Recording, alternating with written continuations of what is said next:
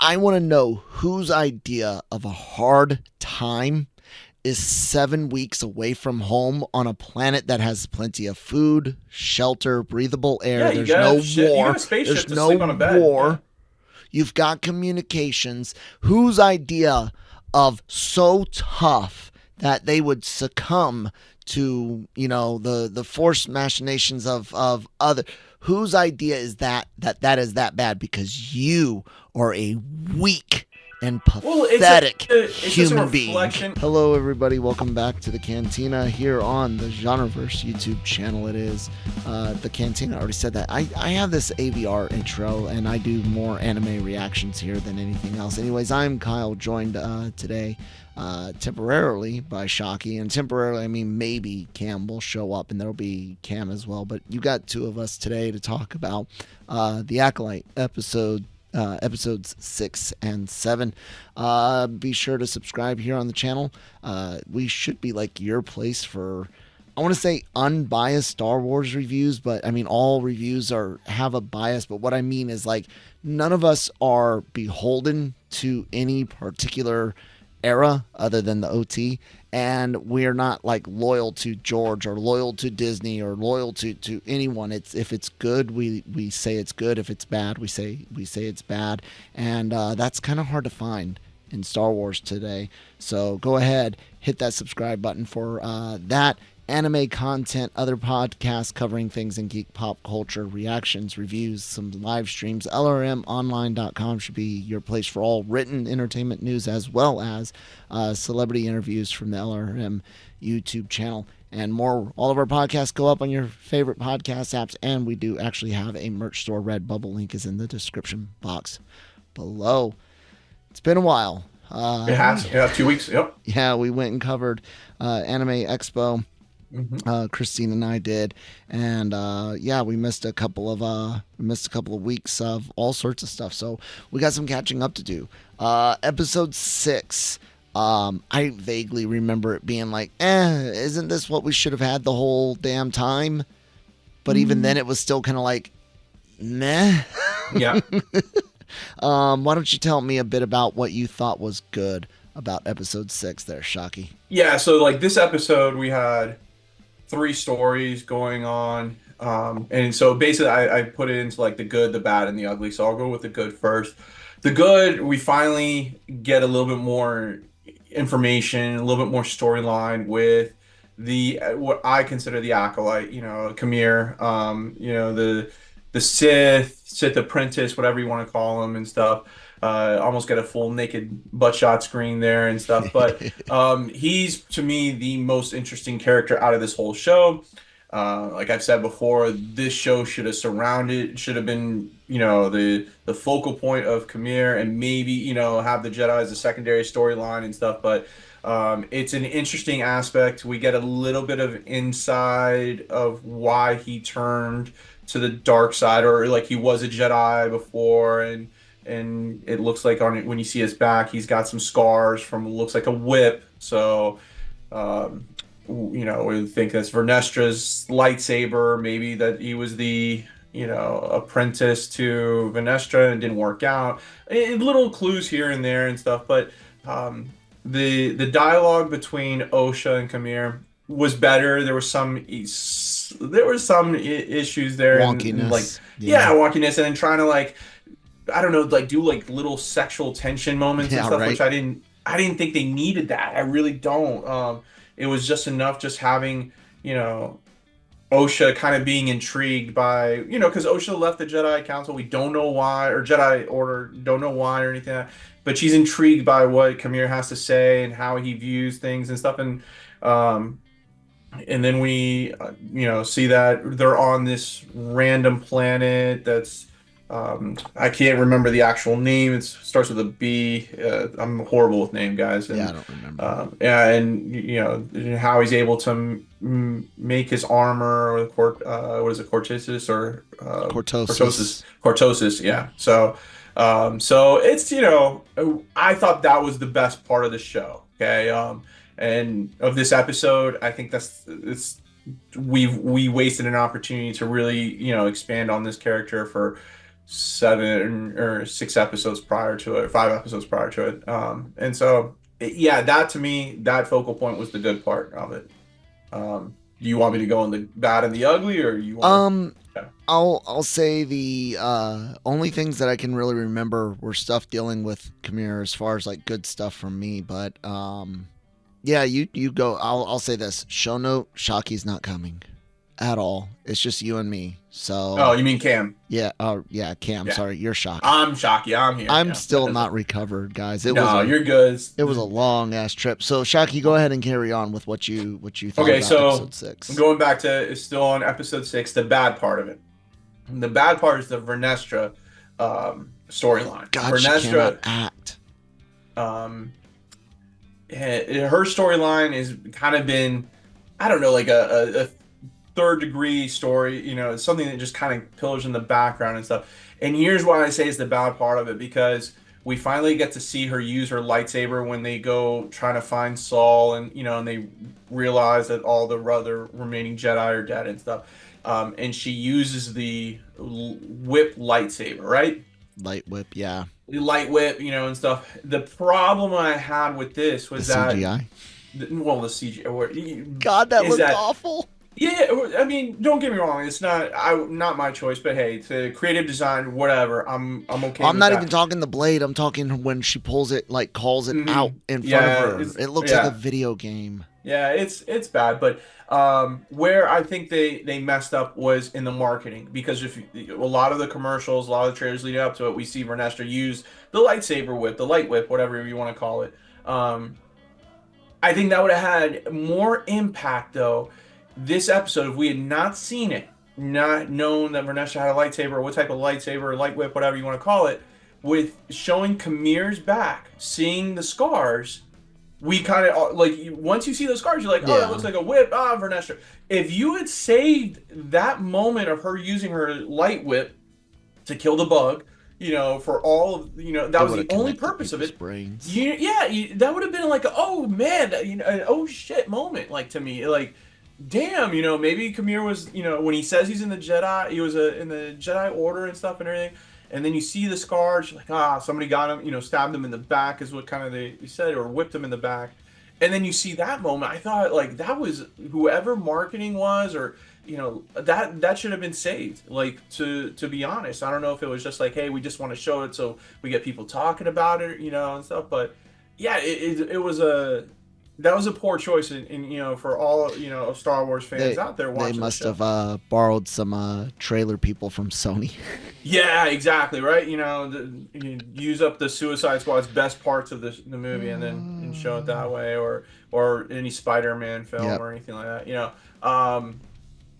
Yeah, it wasn't good. That wasn't a good thing to do, because then, once you already see that and you already saw the scars on Kamir, then Vernestra, we don't need the story now. She didn't need to travel. It would have been like, okay, Vernestra's back on Coruscant. She's the one who stuff, but now she's on. It only takes like 30 minutes to get from anywhere to Coruscant, apparently. Right. So. Exactly. It doesn't matter if you're in the Outer Rim or right next door. Outer Rim is an hour away. You can get Domino's delivered from Coruscant to the Outer Rim. DoorDash. So yeah, that to me was the bad part about it and stuff. Like, I thought that was such a wasted moment, because that was in every single commercial, every single trailer, Vernestra using that light bug, just to hit a bug. I thought, oh, okay, maybe like that tease that we got was gonna be something bigger, like more bugs are gonna attack them, and she's got to, and then we get to see even like more expansive look on it. But that was it, and I was like, wow. If I'd been the director or showrunner of this show, I would have said, this moment right here plays into the story, what we assume is the story with Kamir and stuff. Don't show it, use any other type of lightsaber battle scene that we have, but this is something that's key to the storyline. It's almost like watching the Sixth Sense spoiler alert in the commercial, when you see Haley Osment say, I see dead people, and it's like, oh, Bruce Willis says, oh yeah, I am a dead person, the entire, it ruined it, so that to me was bad, and then the ugly, I'll just jump right into it, and then you can kind of counterpoint to it. The ugly to me was the entire part with Saul and May. Like the running around on the ship, Saul not knowing it's May, thinking it's Osha, Basil, running around, doing Basil, herb, stuff that I put on my spaghetti and pizza. But just doing his fake karate moves, trying to intimidate. Like he knows this is where it gets weird. Like he knows it's not Osha, it's May, but Saul doesn't. Saul supposedly has this big connection to Osha, but can't tell the difference between Osha and May. And I thought about it a little bit after watching episode 7, maybe because they're identical twins. He couldn't, but then that doesn't make any sense either, because then why would Saul then have such a connection with Osha, just Osha and not May? Want to protect Osha and not May. So that to me just kind of it makes the story. I don't understand. I don't follow it. I know that there's a constant battle on X, formerly known as Twitter, about this damn show, and how it's some people saying it's the storyline so good and some saying so bad. I'm on that. The storyline is god awful in the direction of it. I hope that there's somebody that's up for the challenge of re-editing the show to make it a 45-minute, hour-long movie and make it better. But I don't know how you can do that. I don't think you can. I really found, like I said, I had issues remembering episode 6 until you were kind of talking about it. One of the biggest things, and I even mentioned, I was looking back on my phone while you were talking to see what notes I'd sent you guys while I watched it. I think I watched it in the airport. And one of them was definitely the distance thing. I was really upset at how they were like, in a New Hope, they make it seem like Luke is training for a couple hour ride to where Alderaan is from Tatooine. However, if you headcanon it, it's not that hard to headcanon. We only see a snippet of the training. That Luke may have been training off and on for days, but then Han comes in from the cockpit talking about how quickly they got away. So Star Wars has always had some issues with distance. I think it got better later on, but it doesn't really get fleshed out unless you look at the EU. But this show has just made, and I've mentioned this with several Disney things, they make it all seem so much smaller. Like where literally you can get from one end of the galaxy to the next in the blink of an eye. And I don't like that, because not only were you showing, like you said the multiple story points, you had the people going from Coruscant out, having enough time to walk around and interact and do their investigations while all these other events are going on, and it's just it completely destroys the concept of time and distance in it. The actress that is playing Venestra, it sounds like she wants to be Nebula from Guardians. Yes, I do get but that. She sucks at it. And I don't feel like this is how the character is. I really don't. Sometimes and some of this goes to the writing as well. Let's face it, no matter who's writing for who, it's garbage. It is. But their facial reactions, just not, in my opinion. Maybe they're trying to do this, but it's not good acting. Like, even to be a Nebula type stoic, or not even stoic, just like cold even at times, it's not coming off as anything but robotic. And it's clear that there's supposed to be these emotional moments, but they have no. It's like for any anime fans out there, it's like the English voice actress for Saber, or maybe even the voice direction and actress for Saber in the Fate series, where she's trying to emulate this very stoic yet heartfelt Japanese voice actress, but it just comes off robotic. Like you don't manage to have any of the nuance or anything like that. You don't manage to show I don't want to say cold emotion, but like hard emotion, like emotion that's very tempered, emotion that's very to the point. It just comes off robotic. The stuff with Khmer and Osha, I see the tension points that you were trying to make, and I agree. It kind of feels like it's there, but why? Right, yeah. You know, it doesn't quite hit, and it's not me saying like, oh, this doesn't belong in Star Wars. It's saying it's just not executed well. They could have had something like this similar if it had been executed better. So no, oh, you just don't want sex in Star Wars. Generally, I don't want anything overt, but it does happen in Star Wars. There's this great scene in the new Jedi Order books, which were not all bangers, but Lando and a Twi'lek Jedi who had been a slave at one point complete a mission, and she's like, so do you want to head to the back and celebrate? And he's like, I'm married. And she's like, and he's like, no, I'm good. Those days are behind me. And I had the wrong those days are behind me. And but it was like, it's nothing overt. You know what I'm saying? And Mirax and Karan have some steamy moments and whatnot in the Rogue Squadron in the X-Wing books. But again, not saying that this didn't need to be in there, just executed poorly. This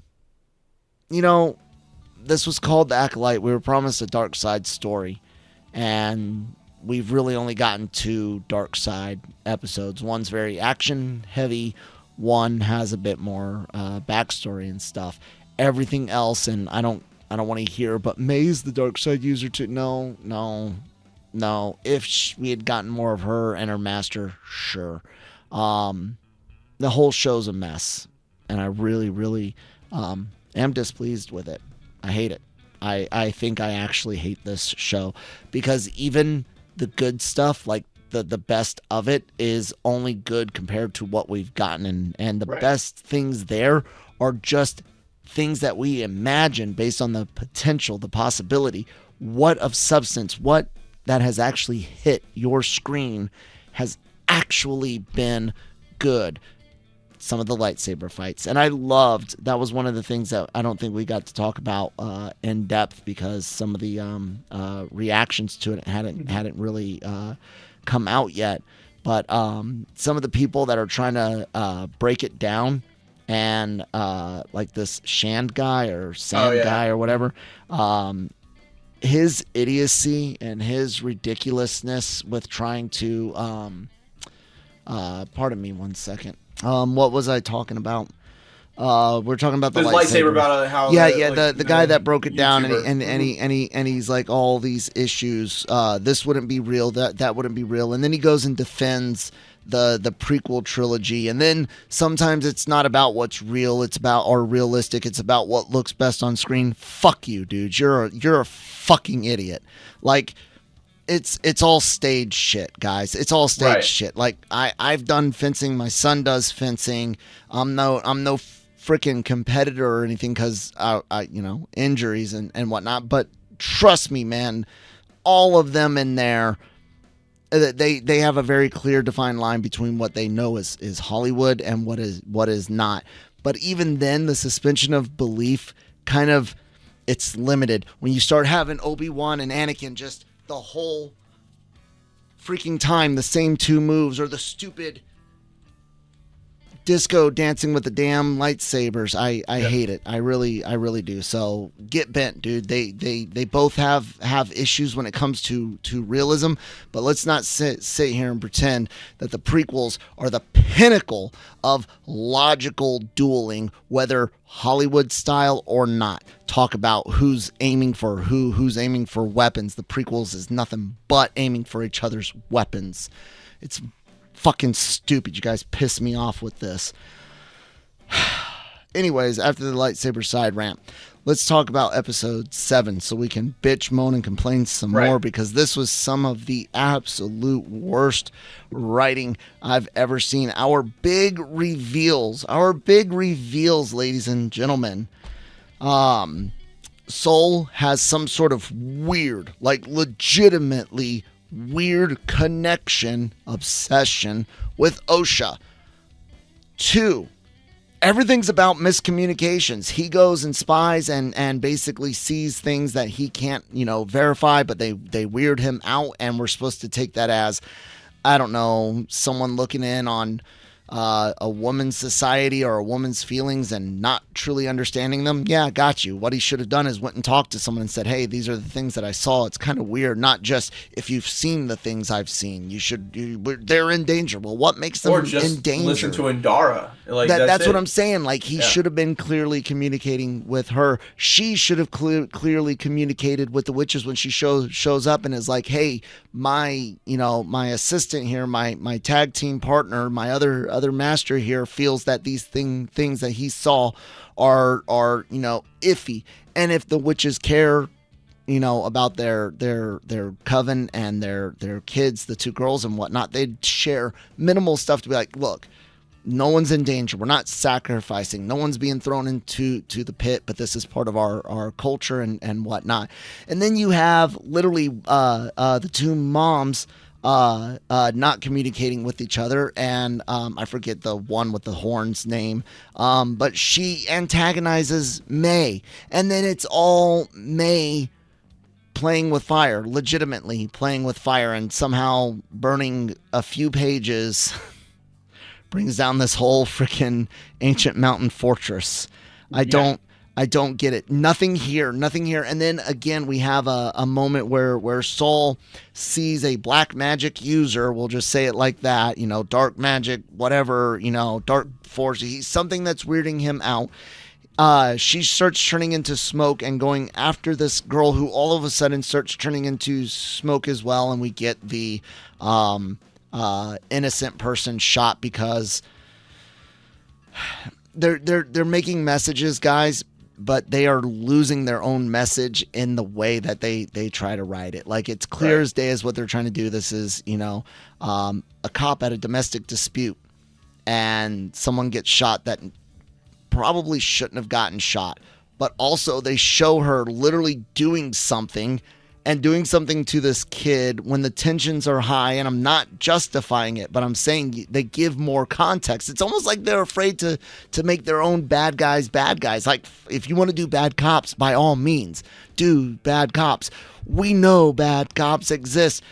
There's plenty of videos for it. Rodney King, anyone? Like, seriously, guys, like, it's not that hard to sit there and say there were some bad cops, but they mess up their own messaging. So it all comes down to Saul having this connection and this weirdness, but they don't explain what the fracket is. And then miscommunication. Nobody freaking communicating.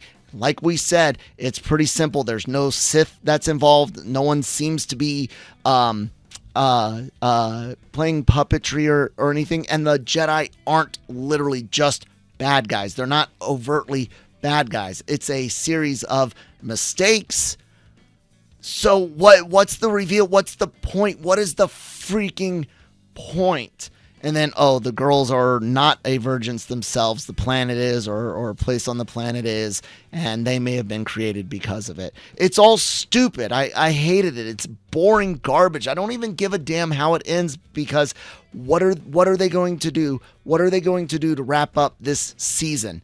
And I doubt it gets another one. And if it does, whatever. I mean, it's stupid. Where do they go? What do they do with one more episode that makes this land, Mike? I don't get it, man. It's gonna be it does land. It'll be the most amazing thing I've ever seen in television streaming history. No, I'm with you on it. Like, it was a waste of an episode. There was no big reveal, so this could have literally been episode 3. The little bit that they added to it you could have extended episode 3 out for maybe 5, maximum 10 more minutes, and gotten the entire story out, and then that's it. And then just be like, okay, Osha doesn't know the entire story. That's it. And, because of it, there was a lot of issues with this. Okay, so let's see. This is supposed to be the High Republic era, the time where the Jedi are kind of like like their peak, right? And it seems like this is the worst Republic era, like the low Republic era, you know, because you're the only Jedi that seems like they're acting like a Jedi is Indara and Kelnaka, you know, which give me a show with Kelnaka, you know, doing an adventure and stuff like that besides using a metal detector, you know, and Yeah, yeah. I think we would have been better off with that, you Oh my know. God, I gotta Um, one second so I don't lose yeah, this thought. I gotta say something. go for it. The whole idea of them searching for the Vergence and the Force by using all these gadgets, metal Yeah, detectors, and taking samples instead of, oh, I don't know, meditating in and on the Force in and around the things that does seem to make be sense. Yeah. drawing it. What ignorance? What ignorance? Yeah, Like, it's almost like they're I looking guess for the, you know, like the the dark M word. cave, I think they're looking for M word in the midichlorian. Yeah, samples. Which again, yeah, I'll say this, George Lucas, you fucking asshole. yeah. I mean, it's they're looking for a place that's similar to the dark cave on Yeah. Dagobah, the place on what is it, Octo, where Luke, Octo, yeah. the you know, and stuff. And so it's, but you have to look for it, and you Look can for it in sense the it with the Force. Force because like Luke stumbled upon it, and like what is that? And Yoda's like, you don't want to go in there and stuff. So like having the, I don't know. So this being High Republic era brings it right down, like because you know, Indara seems like the only one that's acting like a real Jedi. Kelnaka doesn't talk too much, but you know, but he gets possessed by the The witches, witches, you yeah. know, which he's supposed to be a Jedi Knight and stuff, and he's supposed to be able to at least combat that. But Saul's character is now garbage to me. Like everybody loves Saul in the beginning of the No, show, he's a like how weirdo. now to me it's like you made him almost a pedophile because he's so enamored with it, like Yeah, he it's wanted a weird. Padawan so bad and It's stuff, and weird. like and you know and going against the whole like Jedi Order rules, you got to get them when they're young, you know, and stuff like and disobeying the Jedi And Council. It's he just just like made the Jedi sound so gross. yeah, like you know it's weird, you know, and I mean I don't know, but yeah, Saul's character, and then the Torben, you know, I want to I go understand. home. Yeah, It's I been understand you're a 7 Padawan, but this, weeks. yeah, but 7 weeks on a that was such planet a without lame, war. that was such a lame excuse for a story for Torben of like one. I want to know. I want to know How about who in the writing team, because it's never just one yeah? person. Someone looks over this shit. Did Leslie write all these, or is there a team of She writers? was Was it no, it was a multiple team of writers Okay, and so stuff. who? Like she kind of oversaw the I want storyline, to. like him. But yeah, it's I want to know whose idea of a hard time is 7 weeks away from home on a planet that has plenty of food, shelter, breathable air. yeah. You There's got no you got war. a spaceship There's to no sleep on a bed. Yeah. war. You've got communications. Whose idea of so tough that they would succumb to, you know, the forced machinations of other? Whose idea is that is that bad? Because you are a weak and Well, pathetic it's just a human being. reflection. Yeah, it's a reflection of like modern society today. How kids, you know, instead of going and playing in the park, oh, I want to go home and you know be on my laptop or play Fortnite and stuff and everything. And that's what they made Torben to be. You But know, he has everything there except right, for right, yeah, his exactly. own building, and Yeah, his own, not even his own building, because he would be at the the temple. temple. It So would be at the Jedi Temple on Coruscant. it's But garbage. the thing is too is that you know, correct me if I'm wrong. I know I haven't read every single book out there. I'm not the most knowledgeable person in Star Wars, but there are multiple Jedi temples. There, you know, not At one just point, Coruscant. yeah. It wasn't, yeah. Yep. It, with the High Republic era, it should have been that, like, you know, it's not just Coruscant. You get, you know, it's all these other places that the Jedi are at their peak at that moment and stuff. Different And training centers. yeah, and like, so it was so for They were an 2 out of the asset, 4, like a military asset. You got to yeah. deploy them out Right. So 2 out of the or 4 send them out. Jedi are only worthy of being called Jedi, and the other 2 are horrible at it. The Osha May storyline, it didn't advance at all. It didn't nothing changed from it. You know, I know Cam was holding out like, oh, you know, May didn't really burn down you know, the mountain, you know, May something did else. it. No, May burned it down on accident, and she ran to her mom, you know, and cried, "Mom," and you know, like it's that to me is just lazy writing, lazy, you know, storytelling, and that's what this episode, you know, we're gonna get 2 back, you know, background stories on this, and it's gonna be this big reveal, and now we're gonna know why Osha and May are no. The only reason why Osha and May got separated is because Sol was a shitty Jedi who was, instead of trying to just raise up 2 kids, he tried to hold up the bridge and had struggling with that and stuff. God, so he lets yes. one go and saves the other. Okay, you know. And stuff. But Sol, like, to me, anyone who's a Sol lover after this episode, I'm sorry. Yeah. It's just like, you know, it just. Yeah. This lazy storytelling. Like, maybe Jedi can't lift humans.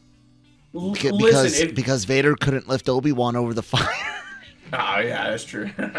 But he wanted to fight a big, powerful Obi-Wan. Then why did he chase after him immediately and get pissed every time he escaped? You guys are apologizing for a shitty series. Reminded him of Mustafar and got scared. He's the one that set the fire. I know. I'm just. I know. Counter arguments to all of. You're bringing up what others try to say, and it's like you cannot protect Kenobi's writing no more than you can protect this one's. Yeah, this writing room was god awful. I feel bad for the actors and actresses. I do too.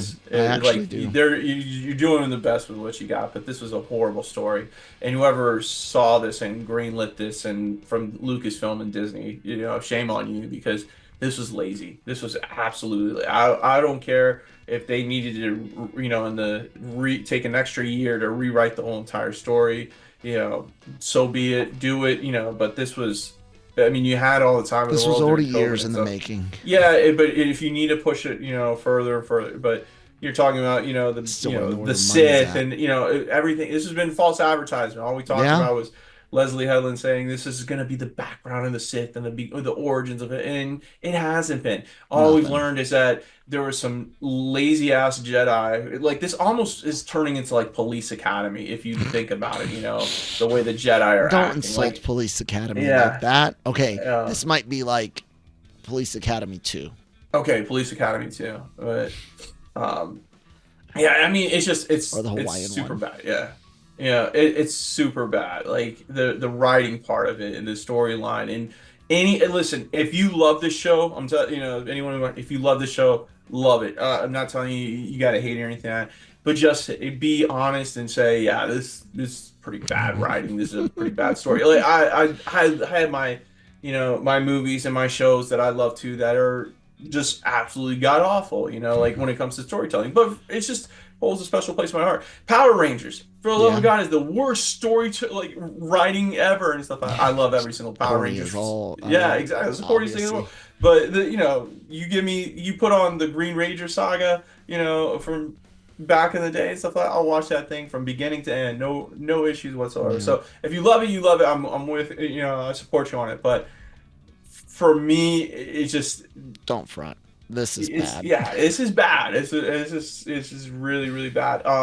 The whole Vergence thing, how the witches were able to create Osha and May, I guess using a singular, you know, chromosome, if you whatever you want, midichlorian and stuff.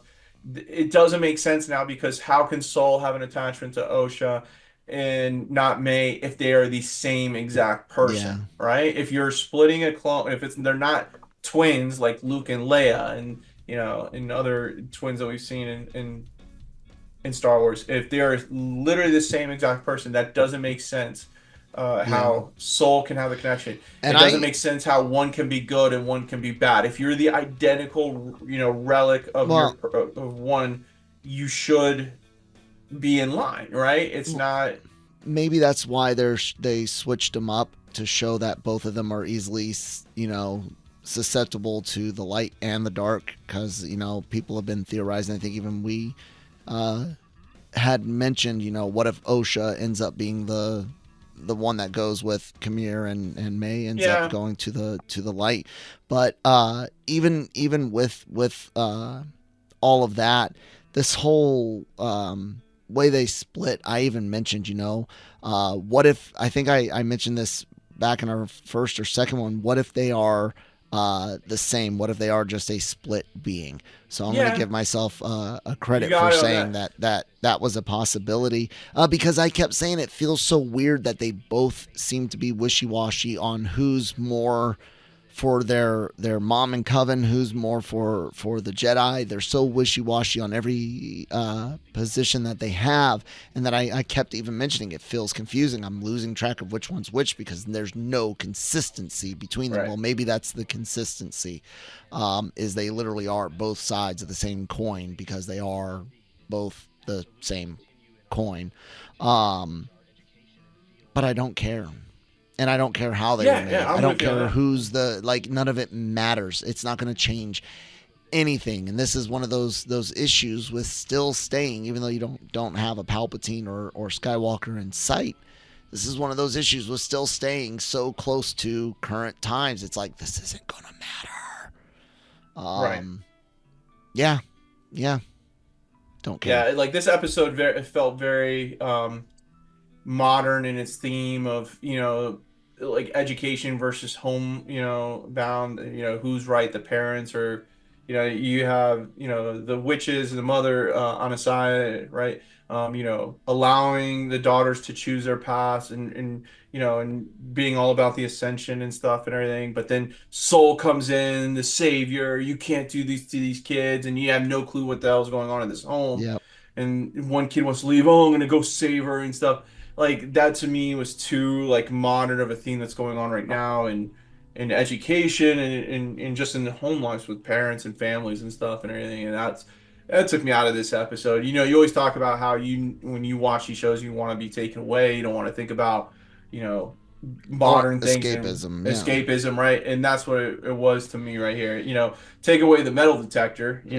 God, dude, that was so. Could we have not have thought of something else besides the damn metal detector? It was so dumb. Like I said, they're scanning things, and it should be for search through the Force.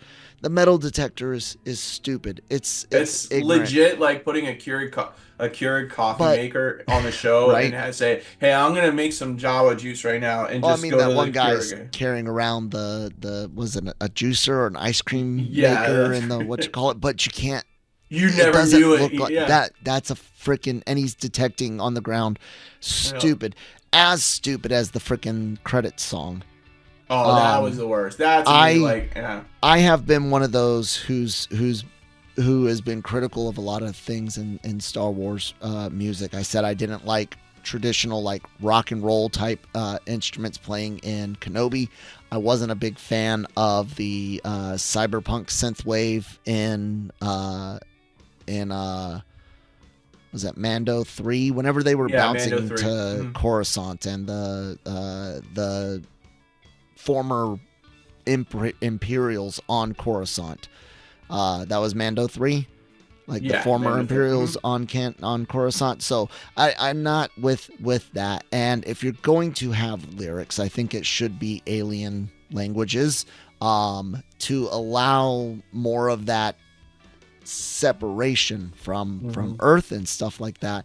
Having this be a credit song even is too far for me. It is as infuriating as that god-awful droid played by the brilliant David Tennant saying a long time ago in a galaxy far, far away. I hate that shit. You are breaking down everything that separates Star Wars from Earth, and I despise you all for it. Fuck you. This video's not getting monetized. I don't even give a shit. Fuck you, fuck you, fuck you. Yeah, I mean, I'm not to that extreme of it and stuff. I hate it. It was a gamble that did not pay off. I mean, you waited till the 7th episode, a 7th out of 8. They announced that song on Father's Day. Right. They announced it, and then you wait till the 7th episode to drop it down. Like, if you're gonna do it, you got to do it at in the very beginning, first episode. So it kind of like, oh, okay, this is something different.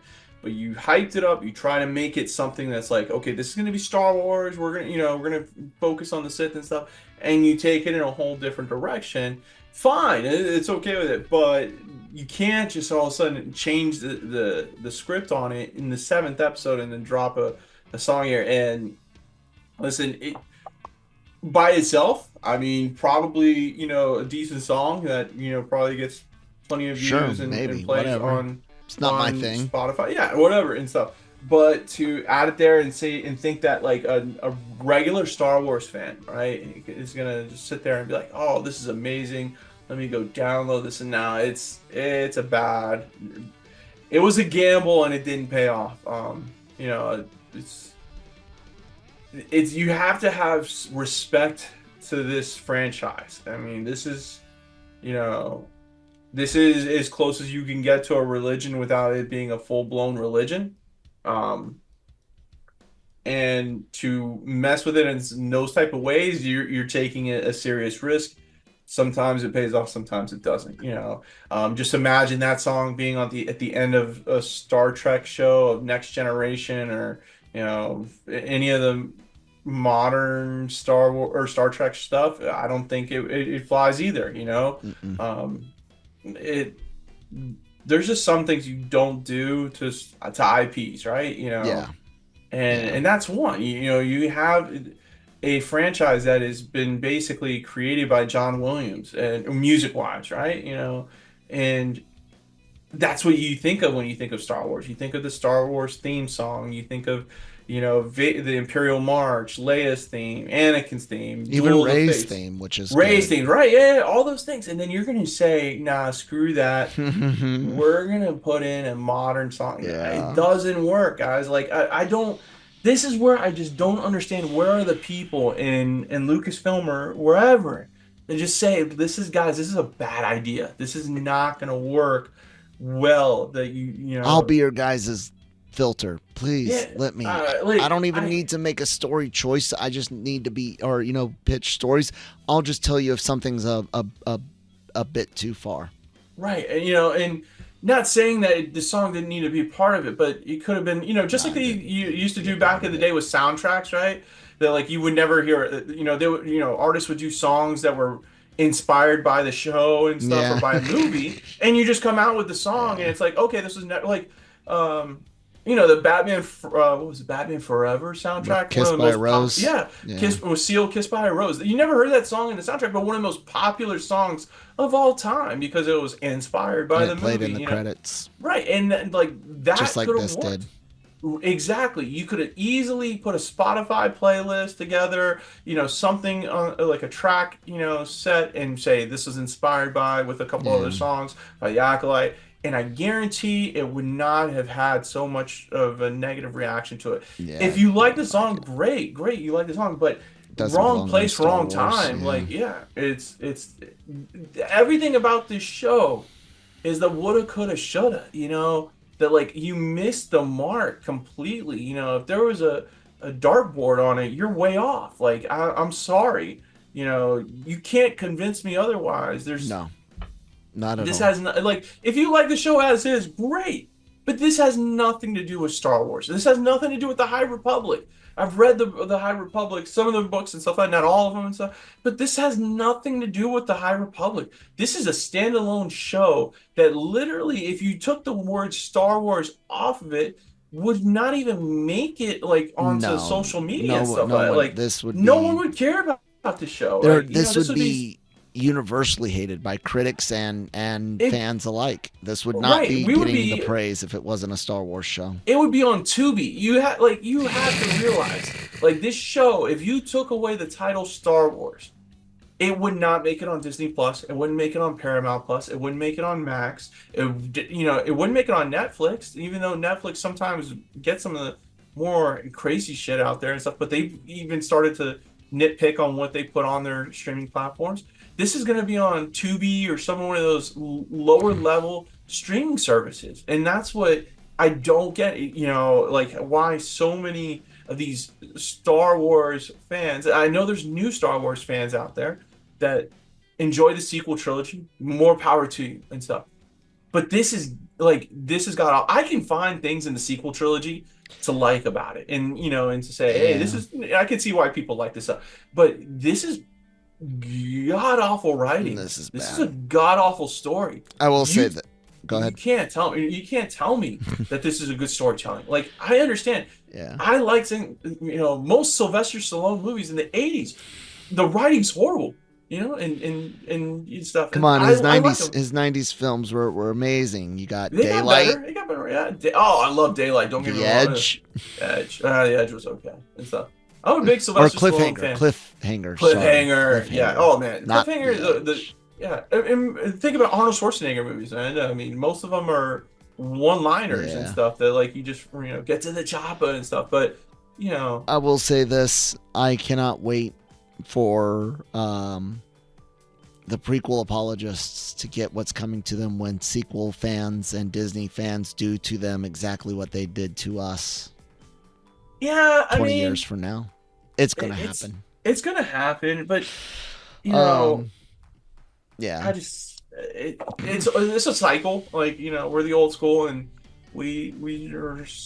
I'm kind of in that tweener. I'm old original trilogy. I'm old enough for the original trilogy, but young enough for the prequels and stuff. But just I don't know. It's just this is god awful. This is awful. Yeah, like I'm on that bandwagon. Let's go ahead and do some grades here. Yeah. Episode 6, I guess I'll give it a C. Episode 7, fail, F. It's garbage. Yeah. Episode 6, it's C's about right. Yeah, because there's the Vernestra storyline didn't need to be added to it. Souls is bad. The Khmer storyline was the best part of it. If it had just been Khmer and Osha, probably gave it closer to like a B minus in that area. Episode 7 didn't need to happen. Like it's a wasted assignment, and so that's a straight F on that one. Yeah, garbage. Was episode 6 with all the lightsaber fighting? No, episode 5 was the lightsaber 5? fighting. Why did we give 5 D+? I thought it would have been higher, but I guess not. D+? Oh no, you gave it a D+. That's right. The lightsaber stuff wasn't. I gave it a C+. So yeah, my grade is good. C and F. The reason why I gave it was just because of the lightsaber fighting. Everything else it made absolutely no sense. Like it just. And even now, things are just dumb. I will say this, guys. You can go read an article on lrmonline.com. Cam wrote it up. Covers a bunch of stuff said by Leslie Headland, the showrunner, creator, however you want to phrase it. Wrote some of these episodes. A lot of good information in here on their thought process, which seems to be very minimal thought, maybe a lot of process, but I don't know. But you can go check those out, lrmonline.com. Did you have any other comments today, Shockey? No, and just if you share your thoughts in the comment section with us. Just let us know what you think. Even if you're just a big supporter of the Acolyte, let us know why. Because I've got to be honest with you, I can't find one positive thing about the show. But tell me, like, and if you want to come on the Cantina and kind of give your voice and stuff of why you like it, by all means, we'll have you on here and stuff. But we're not trying to be an echo chamber and only talk to the people that hate the Acolyte or only original trilogy fans and stuff. We want to expand and stuff, and we want to be honest though with what we critique. And so if you think that this is good, let us know. And if it's something you're very passionate about, come on, and we invite defend thyself. You guys can check out the article I mentioned and more, celebrity interviews, other written reviews, entertainment news, and leaks, rumors, coverage, lrmonline.com. Subscribe here on the Genreverse for more Star Wars content, lots of anime content. Check out some of our anime expo videos, and merch at Redbubble, podcasts on all your favorite podcast apps. I've got another show to do. I've been Kyle. That's been Mike. We'll see you guys on the next one. May the Force be with you.